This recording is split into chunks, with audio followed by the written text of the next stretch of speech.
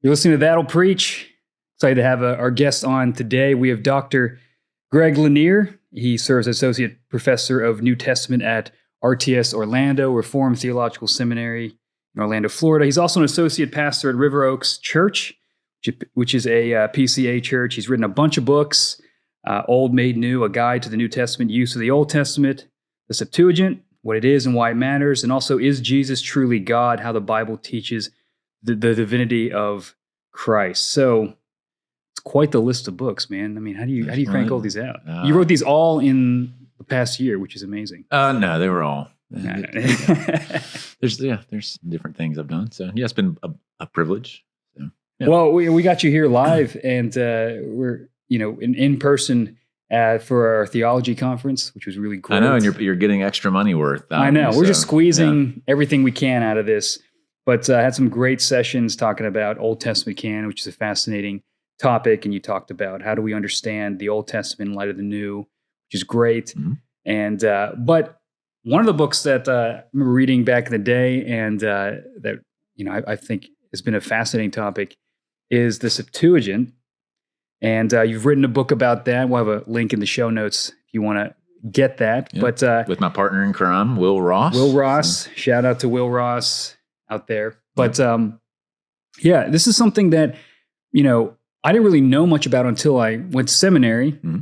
and I started hearing about this mysterious thing, this mysterious Greek translation of the Old Testament.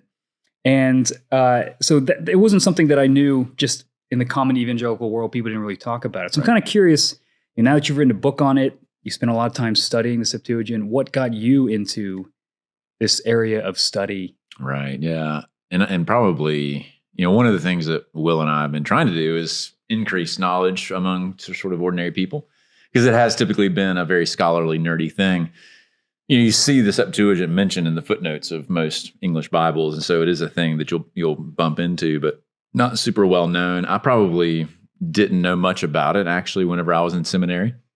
So trying to change that, actually, in my own teaching, I know Will is as well. I mean, I probably had heard of it, but I wouldn't have really known where to find it per se and what exactly to do with it. So I actually kind of got more interested in it late in seminary as I was writing some papers, mostly in preparation for further study. And so my doctoral work in particular got me more into the field of Septuagint study. So I came in really from the New Testament door, and then I actually met Will overseas, and he's an actual proper Septuagint scholar from the Old Testament side. And so we started kicking ideas around. Actually, the first thing we did together was a reader's edition of the Septuagint. So that was our first big project. And then a vocabulary intro, and then we wrote the Crossway book. So it was mostly through New Testament stuff, particularly Luke's gospel, but just in general, kind of the use of the old and the new was kind of my gateway into the world of the Septuagint. So I remember from your classes when you teach on Romans or Acts, I mean, you would sort of have the what the New Testament says, and you compare it to the Septuagint, and that was kind of like, wait a minute, it's kind of this, it's not going directly back to Hebrew. There's this sort of middle, right? At least in many cases, yeah. Yeah, in many cases. And that was fascinating to me. Now, maybe we're throwing out Septuagint. People are like, what is that thing? Is this some kind of weird creature? Yeah, or something like that. But what is that? If you want to just give a layman's description of what the Septuagint is, what would you say? Yeah, that's kind of the most important starting point. There's a few different ways you can define it, but sort of the easiest is to think of it as a stream of translational activity. Because there's no if you go back to the ancient world, there's no Amazon that has a Septuagint to buy like you can today. And if you're going to buy one, buy the reader's edition from Gregory R. Lanier and William A. Ross. But that really didn't exist. But what you do have is various groups of people translating the Hebrew of the Old Testament into what had become the vernacular of the day, starting roughly in 200 BC with the first 5 books, and then it was a long process to kind of finish it all out. So it's essentially a translation of the Hebrew text into what had become the lingua franca of the day, namely Greek. And so it's similar in spirit to the fact that we have English Bibles or Spanish Bibles today, all of which go back to either the Hebrew Old Testament or the Greek New Testament. this is a translation of the Hebrew Old Testament into the language that the world was speaking in its day. Because most had moved on from Hebrew, because it was under Alexander the Great and his successors, the world kind of converted to Greek. So you're saying this, it's not like one translation. It started out that way. That's where it gets nuanced. Okay. So strictly speaking, you can use the term Septuagint for the original Greek Pentateuch, because that was what was translated first. First 5 books. First 5 books. And that probably was a small team effort in a relatively small amount of time, right? Most likely. So if you want to say something is the Septuagint, you would call that the Septuagint.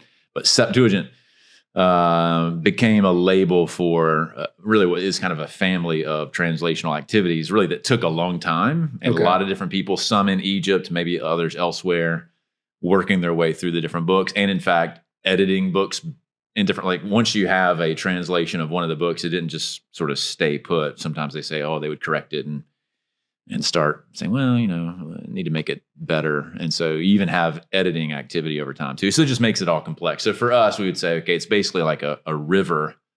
It's a coherent river, but it has tributaries and different spinoffs, and it's lots of people over a long period of time fundamentally taking the Hebrew Bible and putting it into Greek. And then even editing that and changing that. And there's 2 versions of Daniel and blah, blah, blah. There's some complexity, but that's essentially what we're talking about. It's no different than you could sort of say, there's the English translation river, right? Sure. That started with like Tyndale and so forth, and has different tributaries, but there is kind of, here's a bunch of different English translations that are all in English Bible from the Hebrew and Greek. And so Septuagint is kind of like that, just in Greek. What motivated these Jews to start translating? I mean, I guess I don't understand. I understand why, I guess, you were saying Alexander the Great kind of Hellenizes the world, and so there's a need for a translation. Is that kind of what's motivating them? Yeah, I mean, it's a bit shrouded in mystery, but there's probably 2 motivations, and both kind of operating at the same time. Book sales, number 1. Book sales. Yeah. No, the one would be you have the Jewish community spread around the world post-exile and post-restoration. So where the Old Testament ends off. And initially, they are all under the Persians, and so the Persian Empire spoke Aramaic. And then when Alexander the Great conquers the known world in relatively short fashion, and everyone sort of, for trade and so forth, has to start using Greek, you have a Jewish community spread around the world that, if they want to be involved in society and be involved in commerce and trade and politics, they've got to at least have some capability in Greek. So fast forward, then you have the first generation, right? They've got to start speaking Greek. And then this is a little bit of an oversimplification. And then their kids. So the first generation is like, we still have Hebrew in the synagogue, and then we speak Greek. The next generation, what happens to their kids? They don't know as much Hebrew, but they're pretty decent in Greek. Right. And then their kids, and this happens today, right? Their kids don't do any Hebrew anymore at all. They just only know the Greek. Like they go home and they visit their grandparents, and it's like, I don't know what you're saying, but I only do Greek. And so there was a need in the Jewish community in the aftermath of all of that. It's like, we need a Bible in our language now. It's actually, I think it's quite beautiful that they never felt like, hey, the only way to know God, to know Yahweh, is in Hebrew. Like, yes, Hebrew is Hebrew is where inspiration happened, but we can't really read that. So what do we need to do? We need to translate it to a language that we can use in the synagogue and be able to read Moses in the language that we know. So I think worship was probably the primary motivator, where they actually needed a Bible, which is no different. I mean, that's very Reformation, actually, when you think about it. Yeah, that's interesting. Because if you think about it from a biblical perspective, the Jewish community, because of Abraham, right? Because of Adam, Noah, et cetera, there's a lot of biblical theology. They were wired to, at least on their better days, to reach the world, right? That was what the whole point of the Abrahamic covenant was. And so part of that is linguistic. You can't reach the world if you're like, everyone has to speak Hebrew, right? It's not going to work. So there's actually something I think really remarkable about that in the providence of God. And then probably the second motivation was, under the Greeks, generally speaking, they wanted to have access to every conquered people group's sort of legal code. And so as the Jews were conquered by the successors of Alexander the Great, they were like, hey, we need your law code. We need the Torah in a language that we can read. And so that might have been another motivation, was, okay, we need to provide our book of laws in the language that our overlords could read. So that might have been another motivation under the Ptolemies. So they were like practical and then political reasons why they did this, but they still recognized the Hebrew scriptures as that's strictly speaking what's inspired. Mm-hmm. That's why they translated it. Right. In other words, they viewed a good so what's interesting is that when you look at whenever they would revise it, and they say, okay, we have Daniel in Greek, but you know what? It's not a very good translation. We need to make it better. And what we're going to do is we're going to make it closer to the Hebrew, because Hebrew is always understood to be the standard. And what we're trying to do, it's a very common misconception. When they translate it into Greek, they're not thinking this is the inspired new version and we don't care about the Hebrew anymore. It's not actually the motivation, nor was that actually what's happening in the early church when they embraced the Septuagint. They have the translation to give access to the Hebrew, which is exactly what we do today. What makes a good English translation today is it's readable, but it's also faithful to the Hebrew. Not because we want to idolize the English, but because we want access to what the Hebrew says. And by and large, the motivation is true for them as well. So the standard was always the Hebrew, and like getting close to that was the goal. So there's never a real sense that they're like, hey, we're going to replace the Hebrew with this other thing and make that our inspired source. Like, no. It's a window to what we still think is the inspired source. We just don't have the ability to read. Like, most of us aren't very good at reading the Hebrew anymore, other than the scribes and the priest or whatever. So that was more what they were getting at. And the church fathers were the same way. You know, when the church fathers talk about the Septuagint, they don't talk about it as if, hey, this is the thing that has replaced the Hebrew Bible. They, by and large, they say this gives us access to the Hebrew Bible that, with very few exceptions, most of the church fathers couldn't read Hebrew, Jerome being a major exception. So they needed some way to get at it. And so they're like, okay, the Septuagint is our gateway to what we think is the inspired word, but we just don't use it the way we should. So using that translation analogy with the English translation, could there be a parallel be drawn where you lift up your ESV and you're like, or NIV or NIV qualified Bible translation, the ESV. This episode brought to you by Crossway. Exactly, right. So you look at that and you're preaching from it. You would say, well, this is the Word of God, but strictly speaking, you'd be like, well, this is a translation of the original. Like you would. You would say that really this is a translation, I guess, that accesses the original manuscripts, or all the original manuscripts are there, but they're translated so we can have access to them. Right. There would still be some kind of a distance. And I suppose I could see why someone might say the Septuagint is inspired in the sense of they're viewing it as a faithful transmission of what is inspired. Or do they have more of a delineation between that? Well, I mean, it depends on who you're talking about, but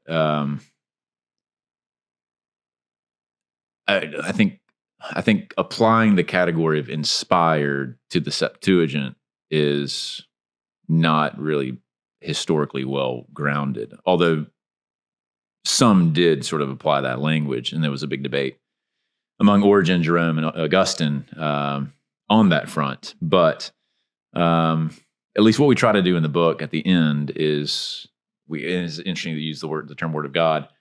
So we say, okay, the normative place that we want to call Scripture, that is what has been breathed out by God and given to His people, and just limiting ourselves to the Hebrew side of it, that is found in the Hebrew text as best we can reconstruct it today, right?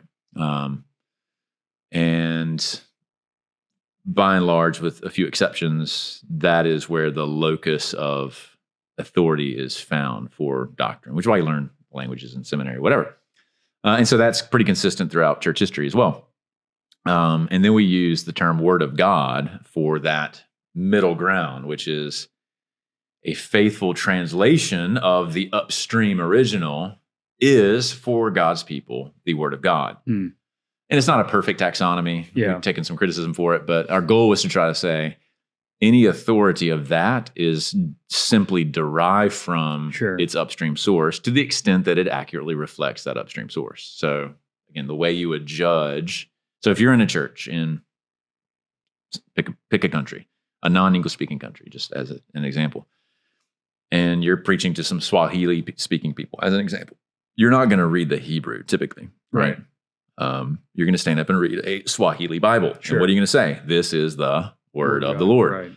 because you're persuaded that it is a faithful translation, not perfect, but a faithful translation that gives access to the place that we think Scripture or the Word of God actually is found. And so we hope that was kind of a helpful analogy, that like there's really no functional difference between the Septuagint as a Greek translation from a long time ago and a Mandarin or a French or a Spanish or an English translation that is either more or less good, but is still trying to give access to the original text that we do think is the ultimate source. So to the, some folks want to say, well, okay, if the New Testament authors use the Septuagint then and quote from it, then does that somehow confer upon it inspired status? And where we land is no, it does not. Like, just because Paul quotes from the Septuagint and takes a verse from Leviticus and quotes it in the Greek form, that doesn't like magically infuse all of Greek Leviticus with this magical superpower of inspiration. That doesn't really make any sense, any more so than doing that in English would convey some magic power. It's simply he's using the text that his audience had, right? Just like I do on tomorrow morning, I'm going to preach from the I'm preaching from the Greek, actually, fundamentally, but I'm using a pew Bible that the people I'm preaching to use, and so that's what I'm going to quote from.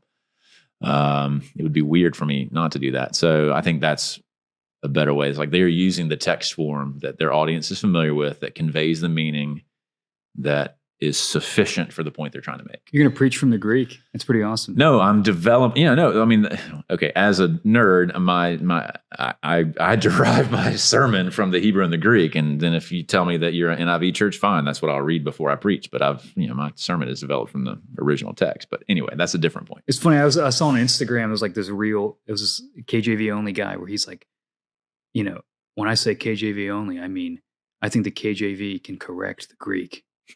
I was like, wow. Well, that's some pretty intense stuff. And to be fair, the King James is a fantastic translation. I've heard. In terms of translation philosophy. Quite a miracle for its time, but... Inspired, perhaps? Not inspired. Nah, almost had you. I think they would say that you'd be crazy to think that they were inspired in their task. They were just trying to be faithful. There you go. Well, you mentioned how, the Septuagint, the Greek Old Testament, is quoted in a lot of places in the New Testament. So how does getting a grasp of the Septuagint help us interpret the New Testament? Why is that important for us to understand this Greek text? Yeah, I mean, there's kind of four categories. When you look at quotations and such of the Old Testament and the New, there's kind of four categories. One is it's very clear that the apostolic author is drawing on something that, so far as we can tell, because again, we don't have the handwritten copy of something from Moses. We're having to reconstruct it from the evidence that we do have.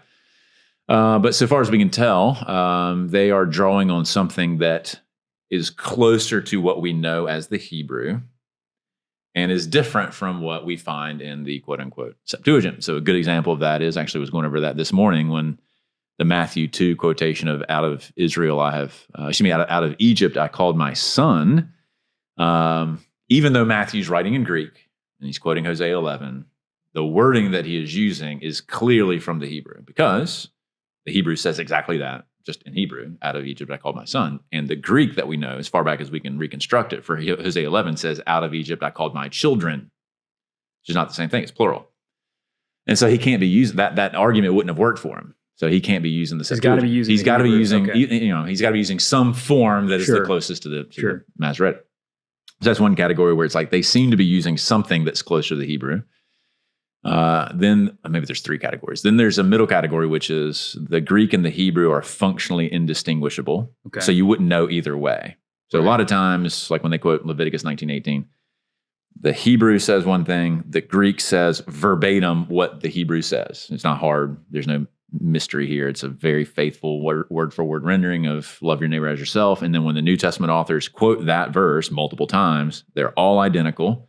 And you don't really care whether they're getting it. You don't know if they're getting it from the Hebrew or the Greek, because the Greek and the Hebrew are functionally the same, just in different languages. So that's probably the majority, actually, where the Greek as we know it in the quote-unquote Septuagint is so close to what we know in the Hebrew that they're basically the same, and it's fine, right? Close enough. So yeah, maybe they're using the Septuagint, but there's no real difference. And then the more interesting category is Paul or whomever is quoting something from Isaiah or what have you, and it's really close to the Septuagint, or identical to Septuagint, and it differs from what we have in the Hebrew in some meaningful ways. And there's, depending on where you want to draw the line, there's a pretty good number of those where it's like, okay, it seems pretty likely that they're making their point based on some wording that is found in the Greek. And when you compare it to my Hebrew Bible that I got for seminary, it's not the same. Because the Greek translator, for whatever reason, either, there's two reasons why this would happen, either they interpreted it in a different way and sort of in their translation, that became more sort of New Living Translation and more loose, if you will, as opposed to being kind of NASB style and being word for word. Or the Hebrew they were translating might not have been identical to what we have today. Does that make sense? Gotcha. Because the Hebrew that we have, and you see this in your Old Testament, right? When you read the Old Testament, 99% of the time, like, yeah, it's pretty secure here. But there's the 1% of the time where it's like, actually, here's one Hebrew version. Here's what we have from the Dead Sea Scrolls. Here's what we have from whatever. And so we're not 100% sure. So even the ESV will have those kinds of footnotes in Deuteronomy 32 and that kind of stuff. So they could just be translating from a different Hebrew. Does that mean it's the better Hebrew? We don't know. It just means that the scribes weren't perfect in terms of how they copied it. So there could be different reasons. So that category of they're making an argument based on the Septuagint only is really relevant when it's differing from what we know from the Hebrew. And so that one's the interesting category. Well, and more debated. Yeah, I mean, I'm curious about that. Like, what do we make of those differences? You said it could have been that the textual tradition of the Hebrew text could have variants, I guess, and that they're translating those, so you'd expect variations. Mm-hmm. Or maybe they're kind of interpreting it, trying to show, lean the reader toward a particular understanding of the Hebrew via their translation, something like that. When Paul is quoting Septuagint, or I don't know, one of the New Testament authors, are they aware of what the Hebrew says and they're choosing to use the other one? Or like, how are they, are they going, this translation kind of gets more at what I'm saying? Or does that make sense? Like, what was, right? I mean, what did they think they were doing? Right. I mean, those are all, the natural questions. That the challenge is it's almost impossible to answer those questions. And here's why. Well, we can't like inquire what's happening in Paul's mind, right? If we can have him the third chair here, we could ask him. So we're trying to piece it together based on evidence that we have. And the reason why that's such a vexed discussion is because you have Paul quoting it a certain way. And it could be a conscious decision to adopt a certain wording that he thinks fits his arguments better than what we now know as the Masoretic. And then you'd have to deal with those kind of implications. Or it could just be the wording that he was familiar with that just happens to not be what later gets put in the Masoretic in the first millennium text that we use for our English Bibles. And you don't know. But would they have been aware of the Hebrew text? Like, would they? Well, what I'm saying is that it's almost, to call it the Hebrew text is actually not even terribly accurate, because yes, there is a stable textual tradition, sure. Yeah. But it's not perfect. And we know that from a lot of evidence. In fact, your English Bibles mention all that stuff. The Sirach says this, or the Targum say this, or whatever. Samaritan Pentateuch. You see these things in your footnotes. So no one's trying to hide anything. But to say, was Paul aware of what the Hebrew said, is kind of a funny way to phrase it, because there's a limited amount of diversity in what the Hebrew even was. And again, you can demonstrably prove that from the manuscripts that we have. So he would probably just kind of be puzzled at the question, like, what do you mean by saying the Hebrew? Because in the synagogue that he's working from, it says this. That may not be the same thing that later becomes known as the Masoretic text in 1000 AD, which has an earlier history.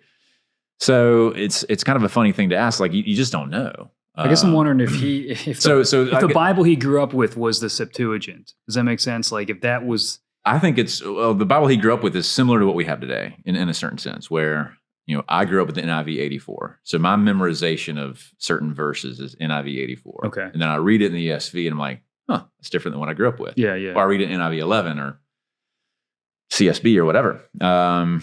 And in other words, we all exist, unless you're in a KJV only circle. We all exist in a plurality of texts that are all basically saying the same thing, but with some variation. Even having kids like, oh, why does it say it this way here? It's like, well, it's complicated.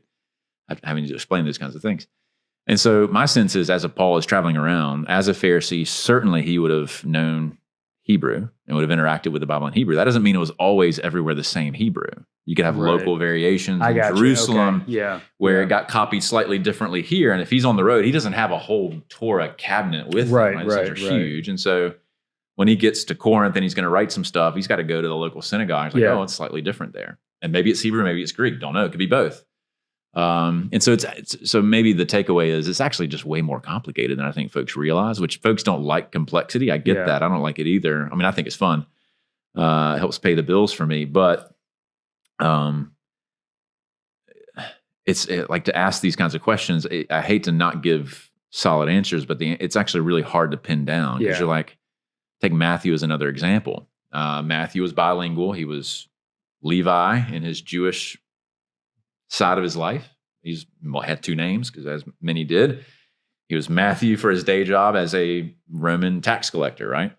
So his day job, he's speaking Greek, and then back home he's speaking Hebrew. And he's an educated man. And in Matthew, when you read his quotations, sometimes they seem to be closer to what we now know as the Hebrew. Sometimes they seem to be a little bit closer to quote unquote the Septuagint. Sometimes they're kind of in between. When he quotes Isaiah 42 and Matthew 12.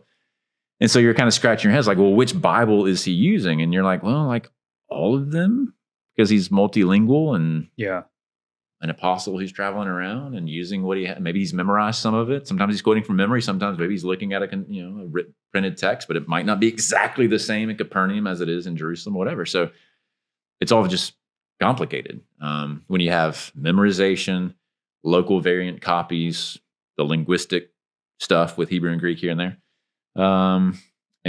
So as a side note that hopefully will be better answers to this.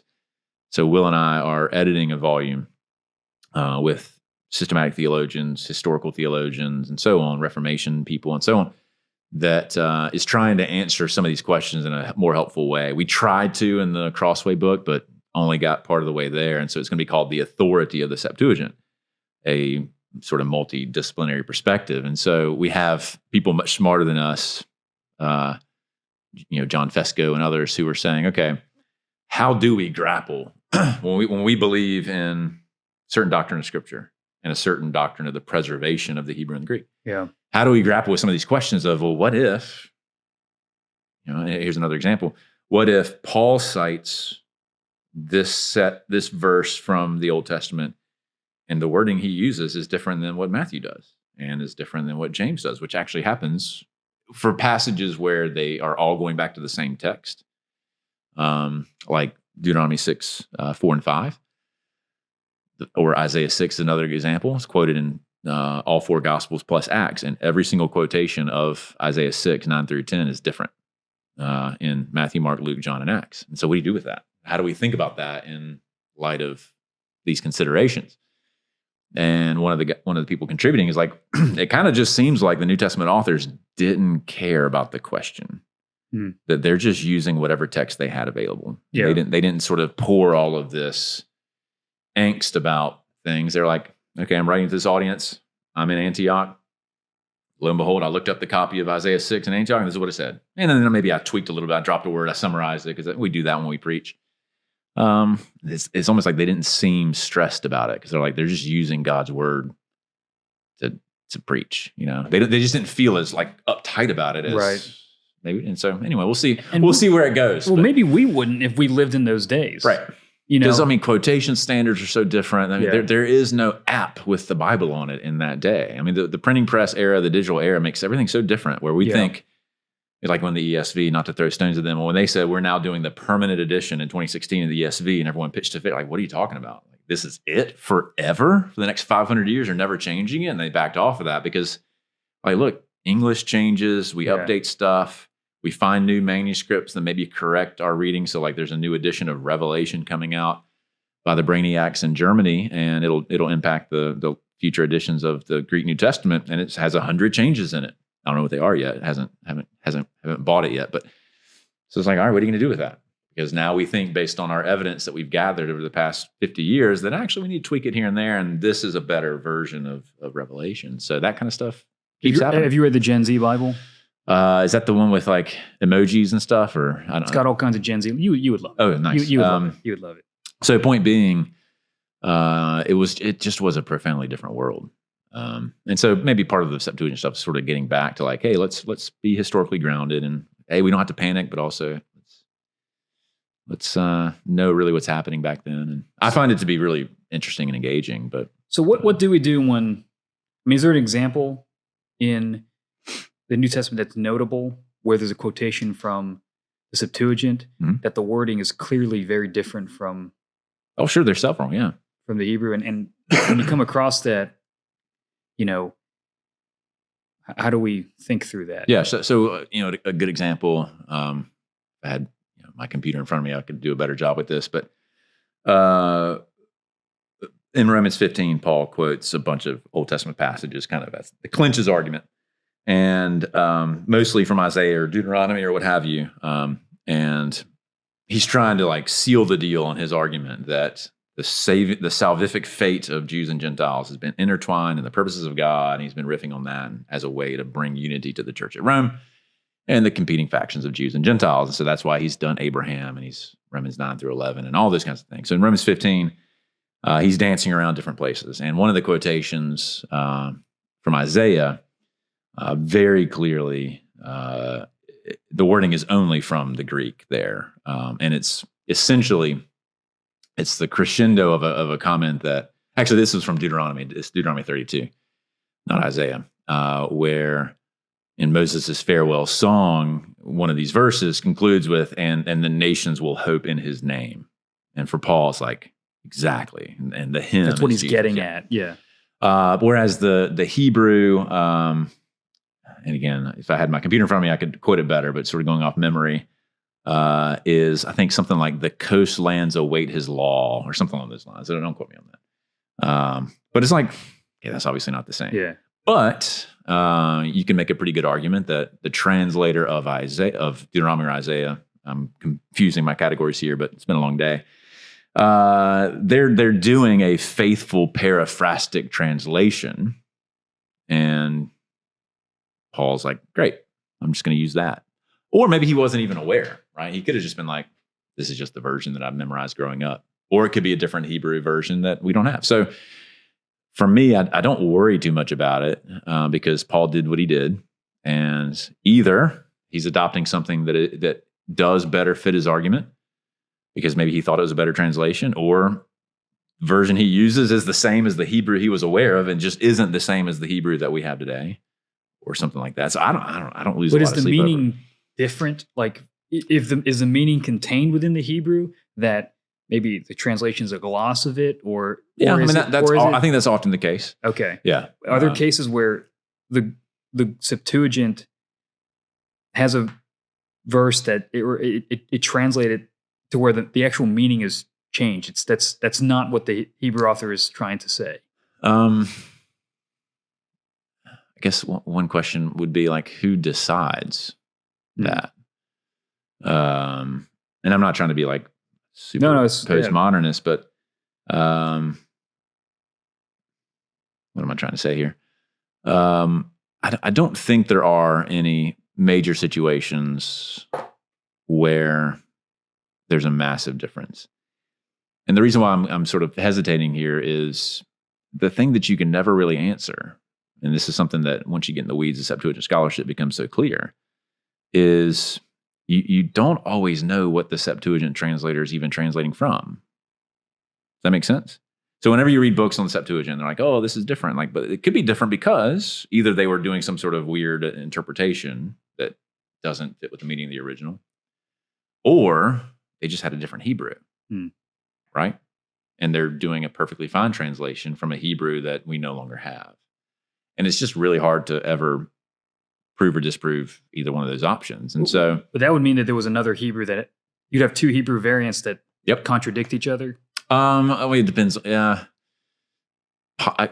contradiction is probably not the term I would use, but yes, you definitely have Hebrew variations in the history, the historical tradition. So one example would be the ordering of the 10 Commandments. So the 6th, 7th, and 8th commandments in the Masoretic text are don't commit murder, kill, don't commit adultery, don't steal, murder, adultery, theft.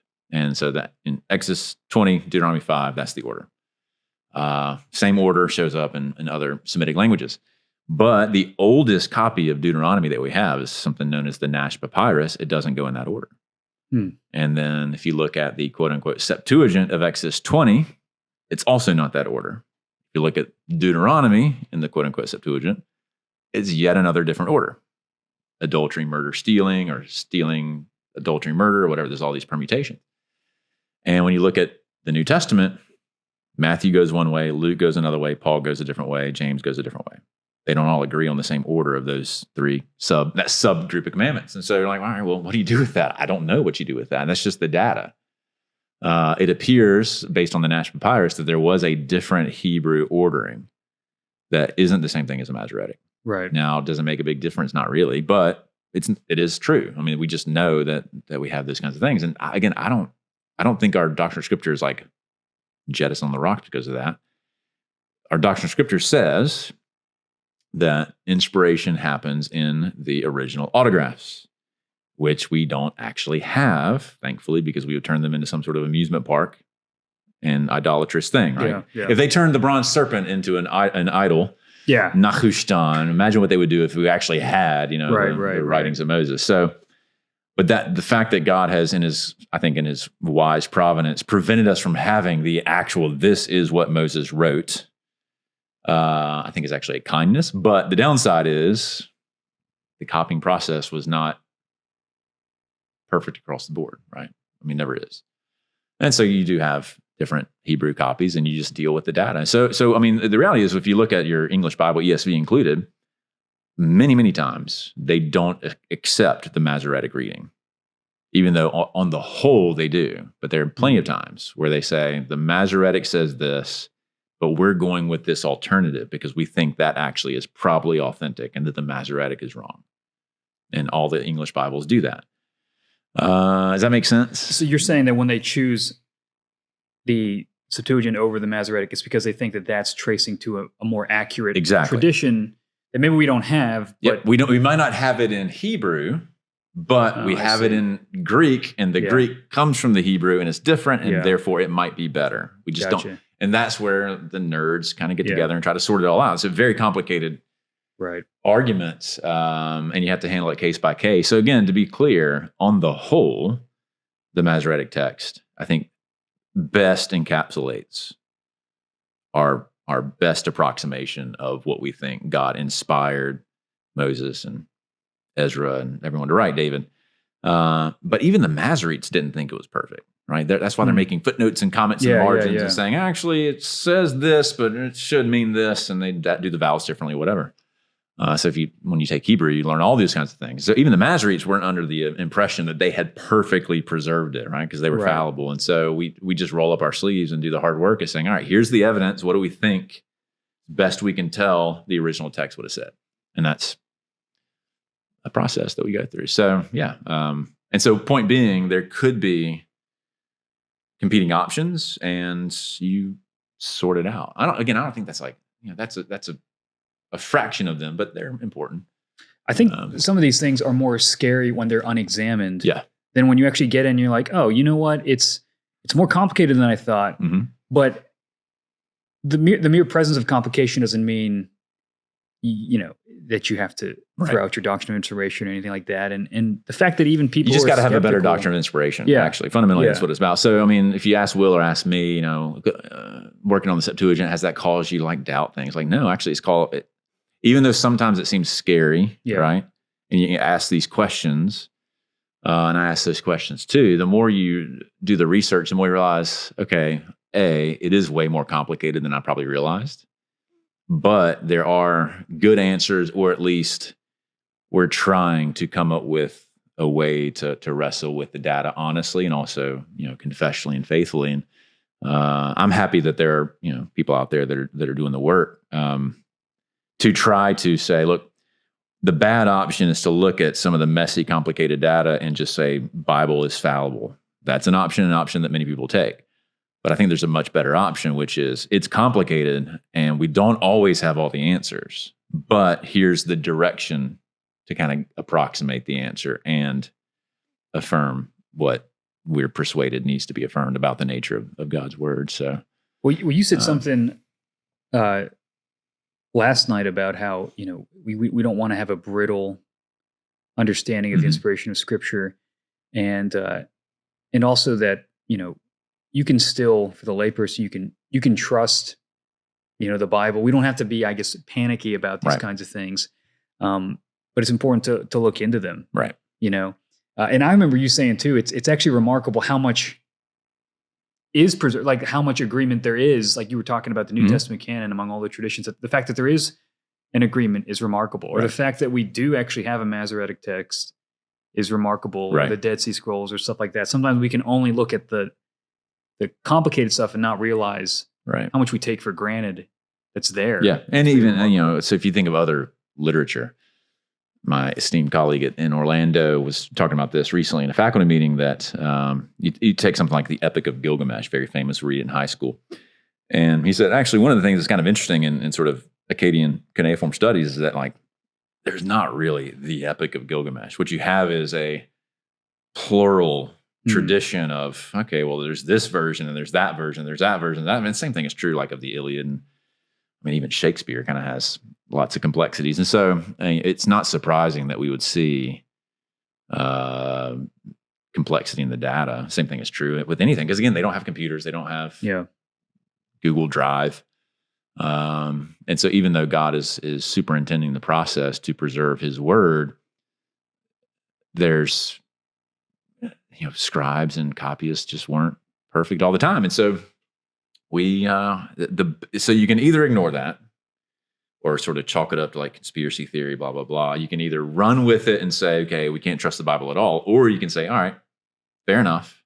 So let's go and do the hard work to sort all this out. And I think that's a much more healthy, actually, place to be. And well, I mean, if it's like a historical document, if it's passed through transmission through time, if it's a pre-modern, era, it's like, what do you expect? Right. Kind of thing. It actually makes it feel more real and historical that, like, these are ancient, these are really ancient texts. People really did read them, write them, like, and on a flip, it actually makes it feel more just real. Right. In a sense. And I think you can do that and still affirm that the original Hebrew and original Greek were directly, verbally, organically inspired by God. Right. We don't have to go and say it was all just a messy process. Right. And so what our goal is to say, all right, we believe that is a proposition that actually, when we were talking about this morning, that's actually what Scripture attests about itself, right? That it is Spirit given in the words. And you're like, but we don't have that. And so what do? We got all of this. And from all of this, what we're trying to do, and Bright Mind's working on it for a long time, is say, all right, well, how do we work backwards to get to that? Right. And I would say, we're 99.9% of the way there. And then you throw in the Septuagint, and that makes it, the Septuagint for me is actually one of the things where it's really useful is that, yes, there's the New Testament use of it, and that's all important and interesting. But it's actually really interesting when it comes to helping us reconstruct the Hebrew, because it's, the copies that we have of the Septuagint are centuries earlier than what is translated in your ESV, NIV, which is the Masoretic text. And so most of the time it confirms. So like if you think Masoretic text is 1000 AD, ballpark, the Greek translation of Deuteronomy or whatever goes back to 200 BC, right? So 1200 years. That's a long time. And the striking thing is, and as Will and I do all this work and we're comparing these editions and so on and various projects we're working on together, it's actually pretty stunning how often they are exactly the same. Yeah. Even though one is in Greek. It's like, that's exactly what that should be based on the Hebrew. And you're like, man, that means that it was very stable, like mind-bogglingly stable for over a millennium, which is like when you just think statistically speaking, God's got to be at work in that. Right. But in other words, when you have the wording that we use, and in most cases, you go way, way, way back to, say, the Septuagint, and you see a separate, see wording, you're like, yep, those all line up and those match over a millennium plus time frame. And so then you're left with like a handful that don't. And you're like, all right, let's just work on that. Why is that? And so for me, it's like, I'm actually like kind of surprised there's not more. Yeah. And the fact that there aren't shows you, okay, God's at work here and providence is real. Now, does that mean that everyone in this process all agreed all the time? No, but of course they wouldn't. I mean, Right. When have we ever done that? And you can kind of sensationalize the exceptions, you know, that's the risk. Yeah. Right, I mean, the risk is if you want to be maximally skeptical and critical, then you would take the exceptions and say, see, we told you can't trust the Bible. I'm like, yeah, but you're ignoring all of this. Exactly. You know, take the Dead Sea Scrolls, another example, which is kind of adjacent to the Septuagint. A lot of work on the Dead Sea Scrolls in recent years has, especially with new ones that we've been able to crack the code, some of the ones that were like burned and we were able to digitally unroll them, some copies of Leviticus and so forth. Some of the oldest things we have. And they're like, all right, this is from 300 BC and it's this charred fragment of Leviticus. And we use CT machines and all kinds of stuff to decipher it. And they're like, wow, I think one of them, it was 100% match. Really? With the Masoretic from 1300 years later. Yeah. You're like, that's astounding that like the scribes were that good. Right. Were they always that good? No, but who is? And I guess you could see. I mess up things all the time and I have Word, you know? Right. And you make a lot of charts too. I make a lot of charts and mess those up. To make, a lot of chance to make mistakes. But I guess you could even project backwards if from the Dead Sea Scrolls to the Masoretic text, there's a strong transmission. And the Septuagint would be kind of the same kind of evidence. You could also go backwards. I mean, like, why would they? I think you could reasonably say there's probably a strong transmission from before the Dead Sea Scrolls. Well, I mean, that's the step that we all have to grapple with, right? So you get to a certain point where you don't have any older copies. Right. And same thing is true for the New Testament. Yeah. And so there is an inductive step that we need to be honest about. We're saying, okay, the oldest copy of whatever it is dated here, but we know it was written 900 years prior to that or whatever. And we don't have copies from then. Right. And so we just have to be honest that it's like, okay, that's why we say we're doing our best to faithfully reconstruct from the evidence that we have what we think God inspired, because we don't have that. And same thing is true in the New Testament. It's not quite as big a window of time. And I think based on the downstream evidence that you're talking about, you know, where these things match up over a millennium, I think we have good reason to work our way upstream. But we have to be honest that we are making an inductive step. Does that make sense? Yeah. So the New Testament earliest manuscripts we have are 150 to 225, and they're just little fragments. And then you start to get fuller copies much later. And so with all the work that we as text critical nerds do to try to kind of work our way back, we reach a point where it's like, okay, we don't have any more manuscripts to get us back to 50, right? We're at 200. Mm-hmm. And so it's basically a question of, okay, what's the most likely presupposition that in that 150-year period, it was a faithfully, divinely guided process of transmission that then continues after that? Mm-hmm. Or is it like the crazy Wild Wild West? And so that's where New Testament scholars very much divide, where I'm in the camp of, I do think we have good reasons to make that inductive step backwards, but others don't. They think, well, you just can't. And you have a whole bunch of assumptions baked into how ultimately that's where you're going to have confessional faith and so forth. Come to the table. Maybe switching gears a little bit with the Septuagint. So, you know, this morning you talked a little bit about the Deuterocanonical books, mm-hmm. the Apocrypha, Tobit, Judith, or Second Maccabees, all those things. That were those included in the Septuagint? What's the Septuagint again? Oh, that's right. Yeah. Well, was the translator, the people who were working on the broad project of translating the old, that's a better way to say it, the Old Testament Hebrew text, how did they view those books that Eastern Orthodox and Roman Catholics, although their canon lists differ, accept as part of the Old Testament canon? How did those Jews who were translating the Septuagint view those books? We don't know because they didn't tell us, at least by and large. And some were translations and some weren't, actually. So Wisdom of Solomon almost certainly was not a translation of anything in the Hebrew. It's clearly just original composition. Just written in Greek. There's no Hebrew version of Wisdom of Solomon. Yeah. Epistle of Jeremiah, probably the same. First Maccabees, you can make a case that there was a Hebrew source text. We don't have a copy of it. we do have some fragments of some of the others that show that there was an original Hebrew text that had been translated. So it's a bit of a mixed bag.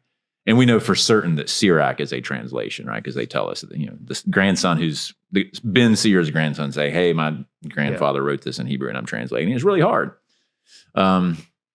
So that out of the gate is actually pretty important, that it's not all the same kind of thing. And in fact, historically speaking, it's really honestly kind of a random coincidence that they even got treated as an entity. They're not really an entity any more so than all the other Jewish stuff like First Enoch, Second Enoch, Ascension of Isaiah, or Ascension of Martyrdom of Isaiah, Testament of Moses. There's just a bunch of stuff. There's a bunch of stuff, right? Yeah. And some of it's also Qumran writings. Yeah. The only reason why they got treated separately is the three major, or really four, but the three major later Greek major codices, which we also use for the New Testament, that have both Old and New Testament in them. Vaticanus, Sinaiticus, and Alexandrinus have a mixed bag of these writings in them. And so on the Greek Orthodox side, they never really tell you which manuscript they're going with, and they don't all agree. You saw that this morning. Yeah. So Sinaiticus has some, Vaticanus has some, Alexandrinus kind of has a maximal list, but also throws in some other random things. Yeah. So there is no like coherency there, nor that they don't have them all in the same place. They're stuck here and there. They don't all like treat them as an appendix or anything. They're just kind of all scattered. And so it's actually, I've never been able to personally find in any sort of Greek Orthodox documentation which manuscript they think has the right Apocrypha. So you're saying which manuscript, which Greek manuscript? Because right, if you read sort of Greek Orthodox documentation from the patriarchates and their Bibles and so forth, they'll say, we believe that the Greek Old Testament, so they don't even bother with the Hebrew at all, not really. So it's not even for the normal books, Genesis or whatever. So their version of Genesis is not the Masoretic, it's the Greek, at least if they're consistent. Yeah. But they never really tell you like which collection are we using, because they don't all agree. Like the manuscripts that we have the Greek Bible in don't even agree amongst themselves. So it's actually this weird thing. It's like, well, which one are you using? Because they don't all agree. Anyway, so I don't really know what to do with that. When it comes to the Roman Catholic side of the coin, it's a very different historical background. As you know, so the early church fathers were grappling with the fact that, hey, there's these extra books running around. People are aware of them, and they're interesting and useful and so forth. And so what do we do with them, essentially, was their question. And Origen and Augustine and Jerome, they kind of had different answers to that. And so Jerome ultimately, brilliant scholar, who actually, in contrast to most of the others, well, Origen was brilliant as well. They all are. But Augustine didn't know Hebrew as an example. But Jerome said, all right, fundamentally, I'm persuaded, and he's right here, as I've already attested, that he's like, okay, the scriptures are fundamentally the Hebrew scriptures. Right? He's the one who had that insight. He's like, yeah, I know we're using Greek. Fair enough, because we have to. We don't have any other option. None of us know Hebrew except for me, which is why he spent some time in Jerusalem learning Hebrew. He's like, all right, Hebrew is the thing, right, that we want to get back to. And so he originally was just working with the Septuagint when he was doing some early translations to Latin. But eventually he had a sort of come to Jesus moment where he says, actually, we got to go back to the Hebrew. So I'm going to go and give you a Latin translation of Pentateuch, et cetera, from the Hebrew. And that became the Vulgate. And he had all these commentaries about how he did it and so forth. And he was very aware, like, okay, sometimes the Greek says this, sometimes the Hebrew says this, but the Hebrew's right. Okay, so fair enough. But he's like, you know what? There's all these other books running around, and we have our spirited debates about what to do with them. I'm going to go ahead and translate them. And he kind of puts them in an appendix, sort of. He's like, and he's very clear about this in all of his prologues. We don't treat these as the same. He says, look, they're interesting, they're helpful. They're not going to make your eyes burn out if you read them. You'll be okay.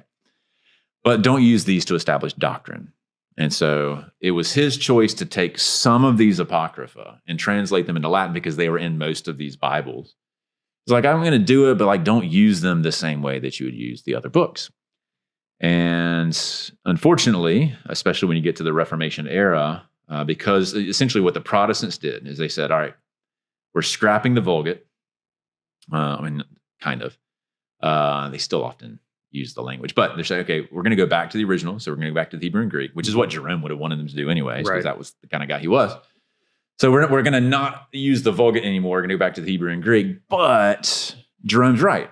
like there's these other books and they're interesting, but they're not to be used to establish doctrine. And so the early Reformation Bibles all had the Apocrypha in them, typically as some sort of appendix or like in between. And it wasn't until a bit later that they started to even just pull them out altogether. And the Roman Catholics looked at that and said, no, that's anathema. If you don't accept these Deuterocanonical books, it's anathema. So they actually, ironically, kept the Vulgate, but rejected Jerome's instructions, which is these books are helpful but not dogmatic. And what they did is they said they are dogmatic, and they call it second canon, Deuterocanon, which doesn't mean secondary. It's actually fully canonical. It's just the second canon, which is completely against what Jerome had in mind from the very beginning. Why didn't his opinion win out? I don't know, actually. I mean, I think this is actually pretty instructive. My guess is, I'm not like a Reformation scholar, but my sense is it's one of those things where the polemical environment of the day really led the decision, which is, I think, important for us all to realize that a lot of times our lines in the sand are more like, this is a line in the sand because we're fighting about this right now. I mean, think about anything you read on the internet. It's like, oh, this now became a line in the sand. Well, that's because we're mad about it. Right. Not because there's like a compelling, like, the Bible tells us we have to die on this hill. And so I think they died on the hill because it was a point of dispute with the Protestants, and because some of the doctrines that the Protestants were pushing on, supererogatory merit, purgatory, penance, alms, and so forth, were largely derived from apocryphal writings, not from the accepted canon. What about so they had to keep it, otherwise they had to admit a problem, right? Well, what about after Jerome, though? Like before the Reformation, it seems like the Apocrypha was adopted. Is that fair to say? Or between Jerome and the Reformation? It's like, depends on how you define adopted. I mean, the Church Fathers quote from lots of different things. Clement of Alexandria and others, they quote from everything all the time, and including apocryphal books and pseudepigraphal books and all kinds of things. So it probably depends on who you ask, but I think there is probably it's a little bit wonky, but if you look at the history of the church before the big split, most probably were quoting from, making use of the Apocrypha. However, the proportions are skewed way in the direction of the traditional books. So it seems like there was this. It's marginal. There was still dispute after Jerome. I don't know. Well, not really, because even after Jerome, when you get to the early canon list, like Athanasius, 100 years after Jerome, it is the 39 books. Oh, okay. There's no real debate, not including the Apocrypha. Okay. Because again, they weren't really like, that's the weird thing is Jerome's like, hey, here's some extra books. I just threw them in there. Right, but they're not scriptural. And everyone's like, sure, fair enough. So I can quote from them. It doesn't mean that they're canonical. And then when you get to the canon list, it's like, these are the books. Now, as we saw this morning, some of the canon lists did throw a few of them in there, but most of the time that was because of misunderstanding. So it wasn't like they were like, Jerome's like, I'm not sure about these. And they're like, well, we really want you to be sure about these. I know. They're like, okay. And then later on, they, I guess. No, I see where you're going now. So like the canon list that we have, which is not many, but the canon list that we have leading up to Athanasius being the kind of final big one in 367, the Festal Letter, they're kind of all over the board in terms of they all agree on the traditional Old Testament books. Yeah. And there's like 12 of them that matter. And you can look them up in the book by John Mead and Ed Gallagher, where they document all this kind of stuff. And so they sort of go through all these lists from various people, climaxing with Athanasius. After Athanasius, it's kind of, there's no real debate anymore. But they all accept the 39, or however we want to number them, books that we have. And then some of them include some extra books. None of them have all of them. And it's a mixed bag. It's like randomly someone will throw Tobit on the list. Yeah. And you're like, why? And then Eusebius is like, he's the one who's most clear. He's saying, here's the books we all agree on. Here's the books we debate. And here's why or why not they should be like voted off the island, if you will. So he's very clear in sort of saying, here's kind of where the debate lies, and these are the disputed ones, and these are the undisputed ones, and so on. So they're all very kind of, no one's hiding anything. They're all, yes, they are debating it, but by and large, the weight of agreement is on Jerome's side. He ultimately won the argument. But there's always the sort of like, but let's throw Susanna and Bell and the Dragon in there, or whatever. It's like, okay, well, when did he win the argument? Because I hear from like Roman Catholic apologists will say that then you just have this sort of like, okay, people are debating about the Apocrypha, whether it should be in or out, or which one should be in. Don't you need a point where we go, these are the ones that are in? He's like, when did Jerome win? It seems like in my I mind, think, Jerome. he's in the Jerome had 200s. Yeah, he had this idea, and then like nobody listened to him until the Reformation or something. Well, I mean, the idea was the old idea, right? Is that, I mean, this is what we're going over this morning, is that all the evidence suggests, long before you get to Jerome, that there was a solidified threefold canon. You see that in Ben Sira, you see that in Dead Sea Scrolls, 4Q, MMT, you see that in Luke 24, Josephus. Oh, I see. So he's just going, look, if we look at the Jews, they understand what the canon is. Yeah. Why aren't we? Yeah, so he's like, it's them? very clear. Yeah. Okay, the Hebrew canon of the Jews is the canon. Yeah. Augustine and Origen was basically like, yeah, but also like people use the Greek too, so maybe we should too. He was kind of waffling. And Augustine actually changed his mind over the course of time because of Jerome. But Augustine was originally like, the church uses all these Greek books, so we can too. And then he changed his mind? Augustine was like, and the Hebrew doesn't matter. And Jerome's like, actually, based on Matthew, quoting the Hosea thing, some other passages, he's like, no. Sometimes the apostles go back to the Hebrew too, by the way. And Augustine's like, oh yeah, interesting. All right, fair enough. So some of his later letters, he's like, yeah, okay, the Hebrew's important too. And we should probably pay attention to that. He never quite crosses the Rubicon, but that I'm aware of. But after them, it's kind of like, it's basically settled that the Hebrew canon is the canon. And then the question is, all right, what do we do with like the Epistle of Jeremiah? Is that part of Jeremiah or not? That's kind of where some of the debates were. It's not true that after Jerome, you go from some debate among some people to it's dying off, and no one's saying like, all right, you get to pick. It's just like, what are we using? What's happening? It's just it's the same thing is true for the New Testament. But there's no magisterium who's going to lay down the law. They're not looking at anyone to tell us. They're just saying, all right, well, okay, this part of the empire does this, and we think this, and kind of where are we on this? And that's what Eusebius is trying to say, kind of here's where the state of the question is, but it's really close to being kind of fully sussed out in Jerome's direction. Okay, so Hebrew books are the books. Everything else is interesting and useful, but not dogmatic.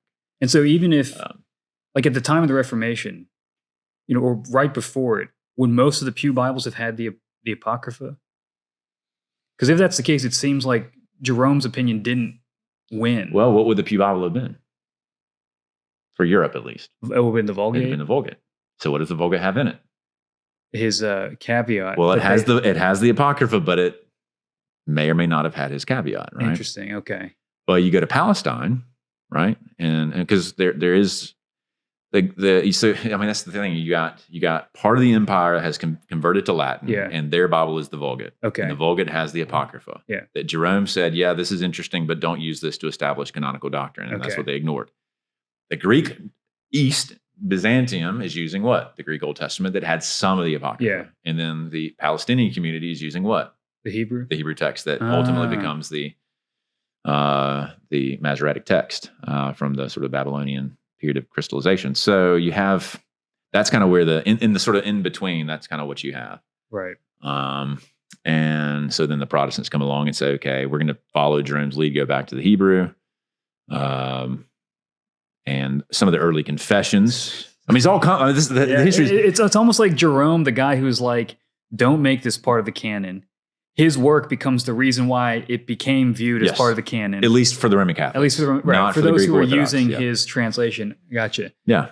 Wow. That is really... And his insight is ultimately what the early reformers adopted. Yeah. Like if Westminster Confession is the most negative towards the Apocrypha, but you look at the Belgic Confession and some of the others, 39 articles, they're less kind of strident. Earlier on in the 1500s, so you get to the Westminsters, 100 years have passed, and they're more strident and like Apocrypha bad. Early on, it was more like Apocrypha not canonical, but useful for edification, which is exactly Jerome's language. But they're just like, but we're going to go back to the Greek and Hebrew. And then I think because you have that decision on the Protestant side, that you have an equal and opposite Roman Catholic response, which is, all right, if you're going to do that, then we're going to dial it to the 11 on the Vulgate, and we're going to dial it to the 11 on the Apocrypha too, which no one had been doing. That's the thing. It's like no one had been taking the Apocrypha as equal. Yeah. And I'm aware, other than the Greek Orthodox, but for very different reasons. Yeah. But within the Roman West, I don't think that's how they were taking those books. And then the line gets drawn in the sand. Right. After that, in the 1500s, that's when. Well, what was helpful about your presentation, and we'll put a link to that in the show notes so you guys can watch it, is that you kind of start talking about the content of some of the Deuterocanonical books, the Apocrypha, and you talk about like a bird poop. I mean, on yeah, some of them are fun. Yeah, I mean, some of bird them poops are more, on a guy or something like that. Tobit is interesting. Yeah. And but even some more serious ones where you talked about Ben Sirach. Was that Ben Sirach? Ben Sirach, where he's basically saying like he defines the law and the prophets. He basically that within the apocryphal text they recognize an already existent canon that their writing is not a part of. Right. Like First Maccabees and Second Maccabees does that. Yeah. So it's like I'm sure that's probably what tipped off Jerome. I don't know in terms of. I'd have to look that up. How did people? I mean, it seems very clear that like. Why would they want to include it with that much internal evidence? I mean, that for me, if I had to sort of pick a place to go in this conversation, I think the Ben Sira one is probably the most interesting. Yeah, because it was definitely the most debated among the rabbis. He was on his canonical status, and well, in terms of God picks canon, not us, but in terms of. So the way the rabbis discuss it in the early centuries before you get to the full listing in the Talmud, which ends up being the same listing that we adopt in the Babylonian Talmud, the way they describe the books is are which books, quote unquote, defile the hands. And what that means is they're holy books that we must treat with respect. And if we're unclean, anyway, it's kind of a strange, puzzling way they describe it. And so no one doubted Torah, no one doubted prophets. A couple of what ultimately become part of the writings like Song of Solomon, Ecclesiastes. Yeah, there was some debate on those for fairly obvious reasons. We still kind of grapple with like, what's going on with Song of Solomon? And the only apocryphal book that they really had any debate over was Ben Sira. And that's because it was demonstrably from Hebrew, because he was a Hebrew rabbi and call it 200 BC. And he was world famous, one of the best they had pre like Gamaliel and Hillel. So Hebrew origin was really important. Yes. Okay. Yeah. And so he wrote in Hebrew and he was a world famous rabbi. And so he writes these things and we have Hebrew copies and we also have the Greek. And then his grandson translates and the grandson says, we have many things in the law of Moses, the prophets, and the writings that followed. So he gives it's the earliest threefold canon that we see and call it 150-ish BC ballpark. And then he says, and my grandfather saw fit to write something for edification. And so the grandson who's like, I want to translate this into Greek so people can read it. And it's really hard because Greek is hard. It's kind of funny what he says. He says, it's really hard to go from Hebrew to Greek. I'm like, yeah, well, join my world. I think it's remarkable that the person who's responsible for what becomes the Deuterocanonical version of Ben Sira's work says that there is a threefold canon and this isn't part of it. But like, I mean, how does that not just end the debate? I don't know. In my opinion, it should. Yeah. Like, I don't think there's a rejoinder to that. Yeah. Unless you're simply saying, well, the Pope said so and overrode him. I'm like, well, that makes, like, if the grandson of Ben Sira says that my father thought that what he is doing is just helpful things, right? Wise advice for your kids, and it's not the same thing as the law, the prophets, and the writings. For me, that's like, well, authorial intent is kind of a big deal here, and he does not see himself writing canonical covenant documentation. Same thing, by the way, is true in Second Maccabees, which is part of the Apocrypha, but actually specifies we have the law, the prophets, and the oracles of David. And newsflash, Second Maccabees ain't it, right? Wow. So both of those two, I'm like, I don't know how you respond to that. But if if they have that awareness, why did the Septuagint authors not just say these are? Well, I guess that's like why was there a debate for including the Apocrypha in the different Septuagint editions? Does that I don't make know sense? if they were debating it. Like, so if you're they had an understanding of these. Whoever is compiling Codex Vaticanus, and they're like, all right, we got the normal books, got the New Testament, and here's some other stuff we're going to throw in. Like, whoever is compiling that codex, and it's not just one person, for whatever reason, said, hey, let's throw in random places some of these other things. it's possible that that person thought that those books were canonical, but that doesn't mean anything. But the Jews who were translating, and these are Christians, by the way, who are compiling these codices. Right. Point, yeah. But for the Septuagint, this is before Jesus' day when they're trying to. No, I mean Codex Vaticanus is much later, right? Right. 350 AD. So right, but the weren't you saying though, like the New Testament's quoting from a Greek translation? Sometimes, yeah. Right, and that Greek translation, the people who are translating that, is that the am I completely missing this? Is the Septuagint a pre-Gospels document? Well, it depends on how you define Septuagint. The effort to translate the Hebrew text into Greek starts well before the New Testament. Starts in 300, 250 BC. But they don't have like a completed one necessarily. There are some that it's unclear when they were translated. Yeah. Like it's pretty clear that you got the Torah, the earliest, probably followed by the Psalms or Isaiah, then probably Jeremiah, Ezekiel, and the 12 prophets, and it goes from there. Job probably later, Ecclesiastes probably later, Proverbs probably later, but we don't know how late because we don't have. In general, we don't have a lot of early manuscripts. We do have some, but mostly for the Pentateuch. On the whole, the translational activities very much predate the New Testament, which is why they were able to at least use it in many situations. But you don't know. But that's a different. But that's completely different from the Apocrypha issue, right? Right, because you don't know if they included the Apocrypha. We have no idea. Right? We know that the Apocrypha were written in that time frame. There's lots of stuff written in that time frame. I see. But whether they all that really matters is that fast forward to 400 AD. Yeah. Now you have these three big codices that throw a mixed bag of these books in there, and you don't have any idea why. Right. Okay. They just happen to be circulating in Greek. There was a Greek version of First Enoch by then. There was lots of the pseudepigrapha are Greek, and so that's why it's truly arbitrary why some of them made it into these books and others didn't. Like I don't know why we don't have. I think that's what I was missing. The Testament, why aren't the Greek testaments of the 12 patriarchs in Codex Sinaiticus? I don't know. They run out of paper. I have no idea. Yeah. It's very arbitrary, sort of which ones got thrown in as sort of extra material. But the fact that it was very inconsistent, for me at least, is one data point that there was no uniform, what is often called the Alexandrian Egypt canon is kind of a myth. Okay.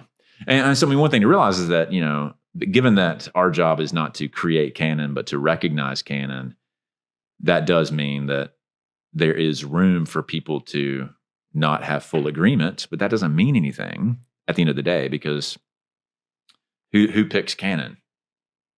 Ultimately, God does. Not us. Right, that's probably the biggest dividing line between us and Roman Catholics is we would say God is the one who picked canon by virtue of inspiration in the original autographs, and our goal is to try to recognize and reconstruct that. Whereas probably a Roman Catholic would say, no, the church picks canon. And I would argue that was never our job, right? Nor never said you get to pick the books that you want to use. Well, they probably say that they can infallibly recognize it. Okay, fair enough. And I would say, I believe the church has, through the Spirit, recognized the canon, and it's the Hebrew canon that we've all agreed on until roughly 1500s, right? Right. By and large. So, it's just, to me, that's where the evidence leads. But part of it is you have to go back earlier. That's what I was trying to do this morning. Yeah. Is if you start with canon lists in the 400s, you're starting at the wrong time period. That's an important data point, but you go way back. You can go way further back and look at other evidence that fleshes out the picture. I think that was the missing link for me, where I was assuming that the canon or the Septuagint in its, I guess, those three codexes in its kind of final form that's what they would have been looking at in Jesus' day or in the writing of the Gospels. No. And just there wasn't even technology to do that back then, right? Right. It was only when you get to the 3rd and 4th century that you even have the ability to make books that could hold all that. So that alone would limit the ability to say, okay, anything between these two covers is the canon, right?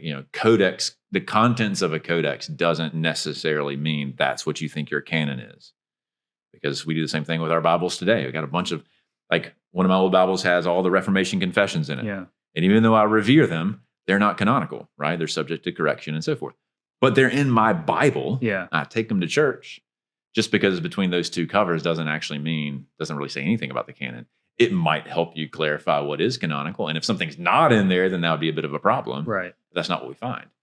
It's not like there's all these codices running around that are missing Jeremiah, right? Right. But they might have extra stuff, and we don't know why they have extra stuff. They just do. And it could just be because they thought it was helpful. Wow. Yeah. This is a fascinating conversation. Yeah. I mean, it is complicated, but I mean, one thing I've been thinking about too is that just because it's complicated doesn't mean we can't trust what we have now. Right. But we still can look at evidence. And I mean, if the process is though so fraught with complexity, like, I mean, I don't know, 500 years from now, could we find out that actually maybe Tobit should have been in there? Or, you know what I mean? Like, like when did the process stop? I mean, on the Old Testament side, I'm pretty well persuaded that by the time of Jesus, you have a solidified threefold canon. That was pretty powerful evidence that you showed that they had that understanding. I mean, it's true that you don't have anyone sort of listing all exactly which books fall into the law, the prophets, and the writings. But I mean, deductively, what falls in the law? Obviously, it's and for the New Testament, Genesis to Deuteronomy. There's no disagreement among exactly the big traditions on the New Testament. So for me, even though I don't have Jesus doesn't list all the books that should be included in the quote unquote writings of third division. The fact that they all can talk about the divisions in similar language across Philo, Josephus, Jesus, Qumran, Ben Sira, and so on, to me suggests that there was some community agreement that these are the books. Yeah. Did they have, it's like, what do we do with Ecclesiastes? All right, fair enough. I get that. I can understand. It's just like the early church did have some dispute about Revelation. Obviously they did, because they're like, what do we do with this? I get that. And they eventually like, it's just from God. And I'm sorry if we were arguing about it or whatever. But so for me, I think the process was actually essentially done in the time of Jesus. Which is why he never felt compelled to address it, or Paul didn't either. It's like, these are the books. And you could point to, like, okay, you go to the synagogue. I mean, here's the thing. The reality is you would go to a synagogue and they have a concrete set of books in their Torah cabinet. Yeah. Like when Jesus goes back to Nazareth and he goes to the synagogue, Nazareth's a podunk town, but he's like, they handed him the scroll of Isaiah. So even in Nazareth, they had probably a Hebrew scroll of Isaiah that would have been part of the prophet collection. And so it seems like at that point, there was a coherent collection of scrolls that you could point to and say, that's God's word. Like that's what we take to be from God. And it's shaped in a threefold canon. They quote from them a lot. They refer to them by name, almost all of them. We talked about that this morning. And you just don't see that for the other books. They're aware of the other books, but you don't see that kind of privileging of the status. And so is it possible in Jesus' day that there was still some latent debate about probably Esther and Ecclesiastes would be the two they would debate? Esther because God's not explicitly mentioned Ecclesiastes, frankly, just because it's kind of weird. Maybe. Yeah. But they're not worrying about and first and the New and second. Testament doesn't quote from those two books, so that's part of the challenge. Right, yeah. But for me, that's kind of a rounding error in the broader conversation of there's a coherent collection of books and this is what it is. And so what we're trying to do is kind of go back and say, okay, let's give that its full weight and not let later debate kind of cloud that fundamental reality. So for me, I'm not waiting for Jerome. I'm not waiting for Council of Nicaea. I'm not waiting for Athanasius. I think the evidence points in that direction that it was pretty well set. With maybe some room for discussion. But in general, everyone's like, these are the books. Well, I'm glad that you wrote a book on the Septuagint. I'm glad you're doing this kind of research. It's really helpful. In my mind, I'm like, well, if Greg Lanier's not worried about it, I'm not going to be worried about it. You know? I find it all just very fascinating. It is fascinating. And interesting. Not everyone does. And part of it is, you have to have an appetite to say, I don't know yet. Right. And an appetite to like, I got a lot to learn. An appetite to say, one of the hardest, and you probably gathered this in seminary, one of the hardest things about maturing as a Christian is realizing that history is complicated. And I don't think I was ready to admit that either as a cage stage Calvinist. You don't admit much. That's true. Because like the reformers got everything right. It's like, actually they didn't get everything right, although I still am a reformed person. And so same thing about history. It's like, okay, the more I dig into it, the more I realize, history's messy, but what else would I expect? Yeah. You read the Old Testament, like, man, we are messed up. I mean, if they lost the whole Bible, I was for just a long thinking time, about that. I know. Until Josiah helped. They found it in the wall or whatever. Like, all right, this is a pretty messy process, but God has been faithful, I think, and the fact that it actually is as accurately. I mean, even if you ask them, so historical critical scholars want to maximize all the kind of loose ends and weirdness because they got to write books and so forth, and we have a tendency to minimize those things. So it cuts both ways. But everyone admits, but we're still talking about a pretty small percentage. Yeah. And in reality, so there's some weirdness in 1 Samuel and the David and Goliath story. Is it long or is it short? And there are some things that we really need to grapple with. Which version of Jeremiah is most accurate, the long one or the short one? So there are some real questions. But by and large, you're like, this is kind of impressive that there's this much stability. Yes, in the periphery, and these are things we shouldn't minimize. We shouldn't put our head in the sand. We also shouldn't maximize and say that, we don't know anything. Because actually, no, 90-something, high 90%. The same thing is true on the New Testament side, is very stable. And we can bank on that. And then we just do the hard work for the other stuff. Same thing on the New Testament side. It's like, let's have our debate about the endings of Mark or the adulterous woman, but let's not let that cloud the fact that we have a very reliable historical, a New Testament that we can reconstruct with the evidence that we have, a very high degree of confidence, where we can say, okay, this is the Word of God, right? Or this is Scripture. This is what Paul wrote. Right. Yeah, maybe I don't know exactly for this verse if it's this word or that word, but that's the main point. Is no, we can pretty well say that this is what Paul wrote, and we're not hiding anything. Right. There's not this sort of conspiracy. At least we're not supposed to be hiding. We're not supposed to, right? Yeah. I mean, the temptation is to downplay, but I don't think we should. I mean, that's what with lay people. I know some of these topics, and probably the listeners have already turned the channel to Netflix, but we don't have a lot of patience for the hard work that this requires, which is sad. Maybe back in the olden days they did because they didn't have Netflix. But I guess what I'm trying to say is the long way home ultimately, to do the hard work, for me at least, has gotten me to a better place. Yeah. Where it's I don't panic about we're fine. Be okay. Yeah. But it requires, it seems boring, it seems scholarly, but I do think if you sort of trust, okay, that this is actually important to engage with, there are answers. Or at least here's the data, and we're not 100% sure yet, and we can be okay saying that. To me, that's actually been a huge net positive, as opposed to either this is boring, I don't care, or I'm not going to worry about the data. Well, it reminds me just general apologetics. Sometimes when you dig deeper into atheist arguments or Christian arguments, you realize it's not as simple. But then when you dig in, it's not as simple for the opposing side either. Yeah. It's not as simple to just be skeptical about everything either. And I think so. The complexity, I think, can cut both ways. Thanks for spending your time, having a discussion. I know you've been talking all day, but this was great. This was fantastic. Appreciate all your work on this. And again, we're going to put some links to your books in our show notes. And but Greg, thanks for joining us. Thank you. Keep up the good work. Thank you guys for listening in. Make sure you subscribe to our podcast. Leave a nice review for us. You can also subscribe to our YouTube channel. You can find some of our podcast content there as well. And if you want to partner with us for $2 a month, it's just $2 on Patreon. We'll have that link in our bio as well. So thank you guys for listening. We'll catch you guys next week.